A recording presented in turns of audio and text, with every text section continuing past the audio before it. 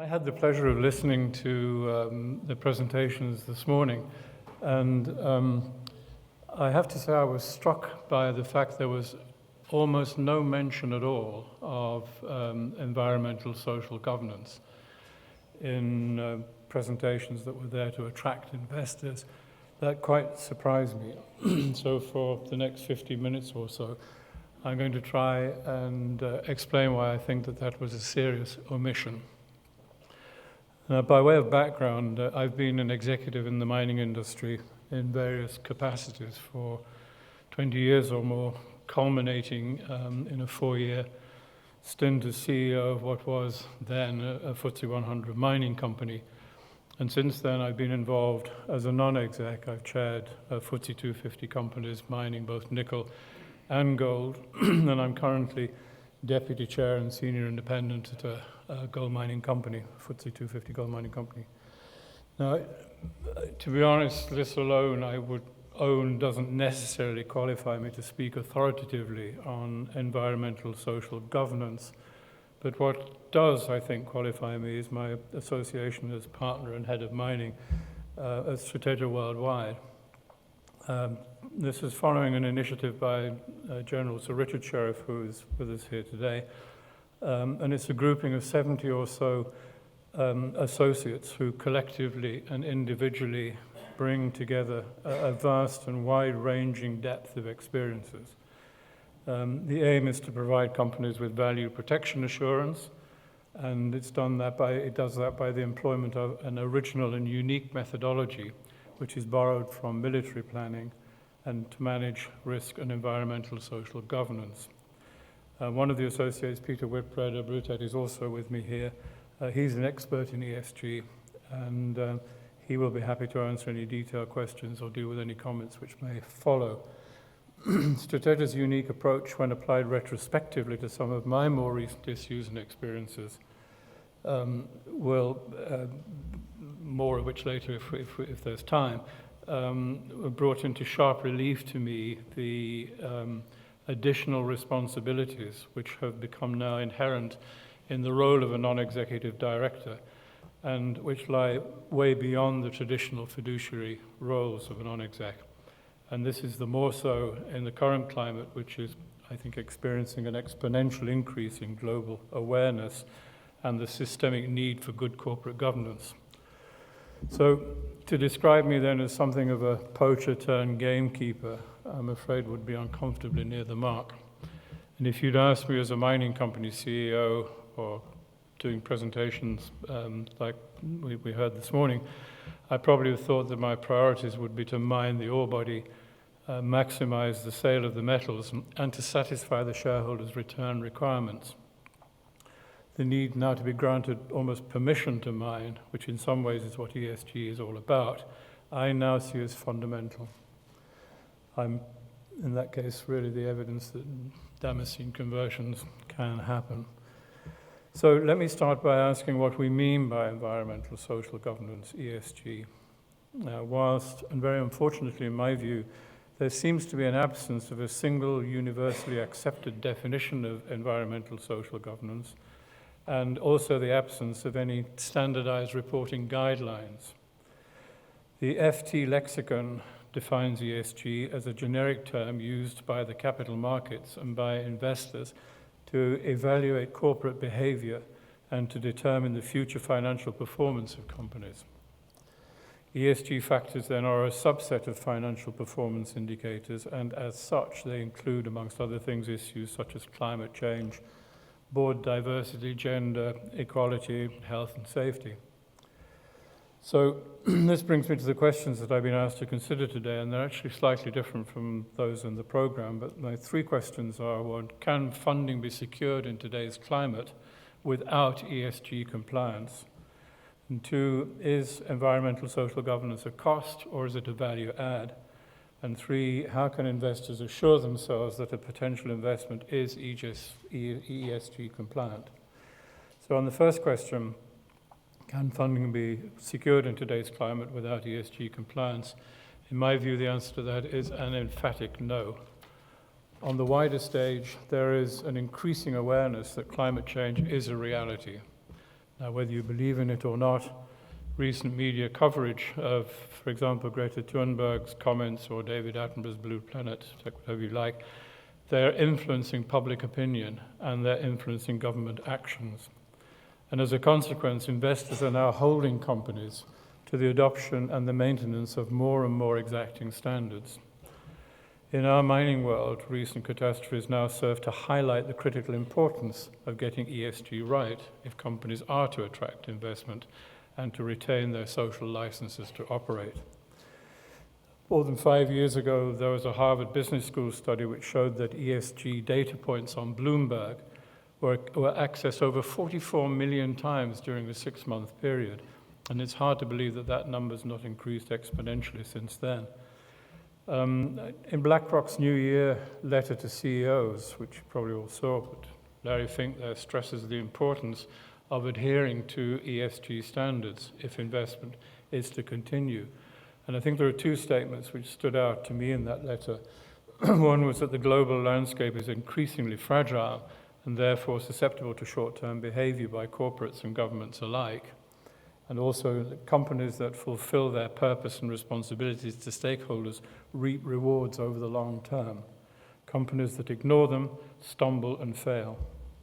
And he goes on to say that that dynamic is becoming increasingly apparent as the public holds companies to more exacting standards, and it will continue to accelerate as the millennials, he says, represent 35% of the workforce, express new expectations of the companies they work for, buy from, and invest in. And the World Economic Forum states that the environmental and societal risks have now overtaken economic and geopolitical risks in terms of both likelihood and impact. And I have to say my own experiences more than bear that out. Many mining companies have taken these considerations on board, and they've incorporated ESG factors either at board level or at exco level, or in some cases both. But I would suggest that the industry as a whole still has some way to go in this respect. Whether you're a startup mining company seeking investment, as many of you here today are, or whether you're an established listed company looking to protect value, ESG awareness and compliance is now an imperative at the highest level in the company. Non-compliance will make it harder, if not impossible, for our industry to attract capital, and taking a wider view, it becomes harder to secure the capital required to ensure the supply of the raw materials that underpin almost every facet of modern life, from mobile phones to automobiles, for example.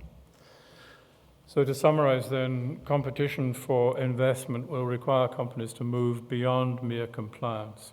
They will need to demonstrate to investors that they are adopting best practice and that that extends way beyond just box ticking.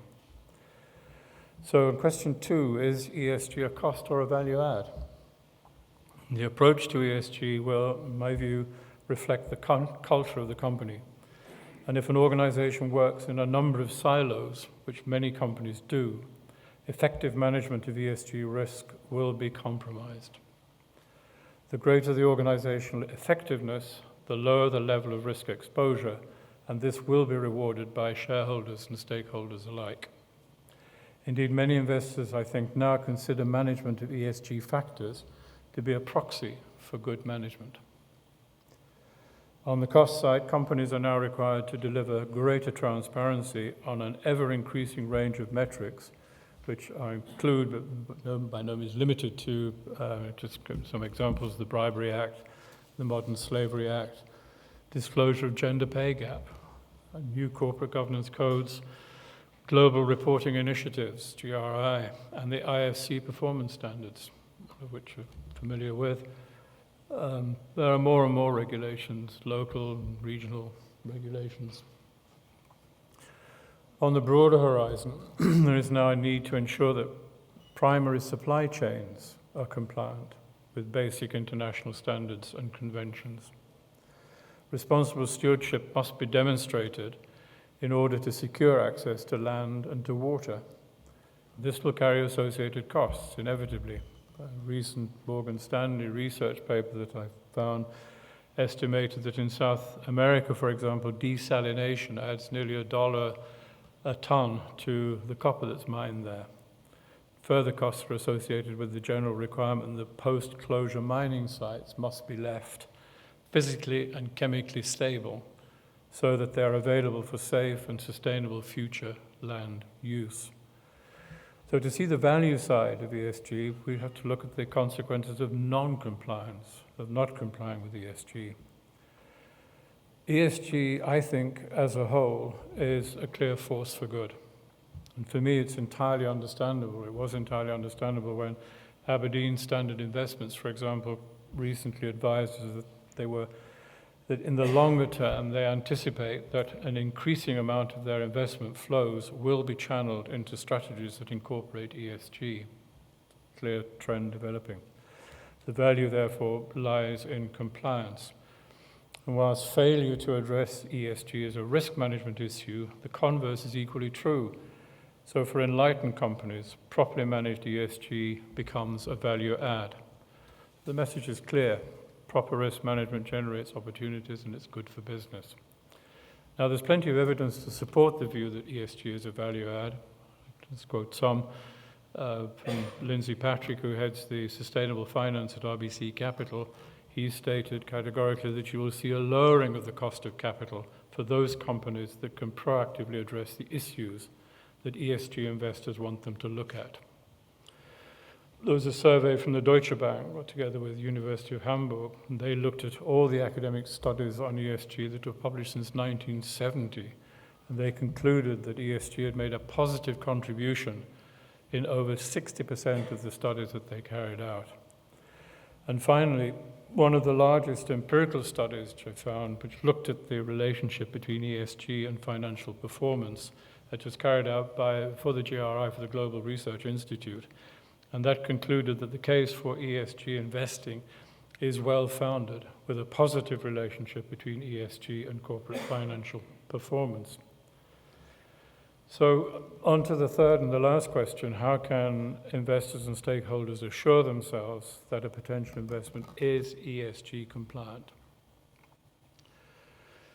Major environmental disasters, fatalities, corruption, bribery allegations of human rights abuses, polluting production. For miners, they all form part of the global miners' roll of shame, I'm afraid. It's a fact. These are instantly and highly visible in our current social media world. And as a result, shares in some of the big diversified miners have become difficult to own by a whole swathe of institutional investors. So what steps can an investor take to assure themselves that a potential investment is ESG compliant? Evidence of a strong ESG committee with executive powers will go a long way towards minimizing environmental disasters. I can personally testify to the consequence of its absence. One difficulty here, to which I previously alluded, is that there's an absence of a universally accepted standardized norm against which such judgments can be made. However, if we accept that the IFC probably in today's world provides something of a gold standard, then by reference to their own performance standards, the investor and the stakeholder should, I think, seek to ensure that the board of that company has answered the following questions, either in face-to-face meetings, information requests, or by way of the annual report. And those questions would be: have ESG risks been fully understood? And are there sufficient resources within the company available for sound ESG management? Are there integrated, robust plans in place to manage ESG risks? Is there a control framework linked to the risk assessment? And is that in place? Is it active? Have those plans and controls been tested? Is there an independent oversight? Analysis of the answers to these questions, I think, will go a long way towards adequately demonstrating how investors and stakeholders can assure themselves that a potential investment is ESG compliant. And it's also why companies should look for third-party independent assurance. I think investors are more likely to trust you if you've not marked your own homework. So thank you for listening. At this point, I'm going to reintroduce Peter, and if there are any questions, we'd be happy to take them. Otherwise, we can discuss some more points together to make the point. So are there any questions? Anybody like to comment? Or so, How are you seeing ESG sharp funding costs? how do what? Sorry, we couldn't hear it up here. Thank you very much. Interesting presentation. Tim Keeble with Fukoku Life. How are you seeing ESG factors sharpen funding costs so far on a project level? How does it funding cost? Are you seeing sort of a material shift in going into a greenfield project from an ESG perspective? Are you asking how we would fund it? How we should fund? No, how is ESG changing the cost of getting a project to market? Changing the cost at the end of the project? The upfront capex. I'm not sure I understand, but do you understand? I think there's potentially cost implications up front if you require higher standards of performance in terms of ESG. So, for example, if you're complying with or aiming to comply with the IC performance standards. But if the more you understand the risks up front, the more investment you make in understanding those environmental and social risks, the more you save in the long run against potential accidents or final end-of-mine closure costs. If you have a very early and good understanding of the risks, it should reduce your end closure costs, especially if you're internalising closure activities during the life of the mine. You got any examples? Pardon? Examples? Examples? Well, some kinds of mining are better predisposed to progressive restoration, for example. So, for example, strip mining of bauxite or coal and progressively rehabilitating the land as you move forward. I'm not going to mention any companies by name, but I have seen some multinationals carrying out designing for closure activities. So in terms of designing the mine, so it's easy to close the mine before they even constructed the mine. And I've seen that happen in certain jurisdictions, for example, in northern Canada. It does work, and that's why they do it. All right, thank you. Well, I think from my own experience, I think I understand what you're asking. I mean, it's an ongoing thing. I mean, it's part of the point I was trying to make was that the closure requirements for a mine now seem to be much more demanding than, well, they've always been demanding, but the investors are making greater efforts to ensure that you are conforming with rehabilitation and the mine to such an extent that you do leave the mine site as you found it, basically physically and chemically stable, so that it can be used. And for me, that's an ongoing capital cost.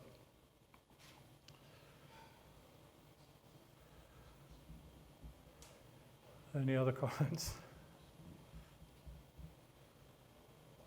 Okay. Thank you very much. Okay, thank you.